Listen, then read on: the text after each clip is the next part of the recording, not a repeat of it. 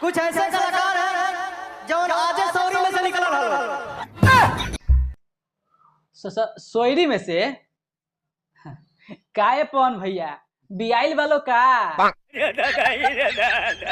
ना सोयरी में से निकलल वालो तब बियाइले न होइलो।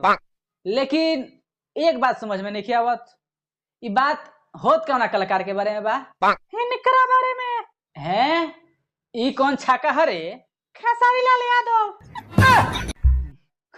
खेसारी लाल यादव तरे ई बियाइल के न होई है रे गार में है।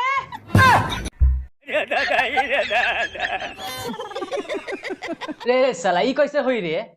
लहंगा चोली पहन लेला से अंदर के सामानवा थोड़े बदल जाई ना। कुछ लोग कहेला कि छक्का हुवन। का बात करता रे, एकदम पूरा बॉडी सॉडी बनैले बारन, देखे में तो एकदम मर्द लागेलन रे। देखे में तो मर्द करण जौहर भी लागेला, लेकिन हवे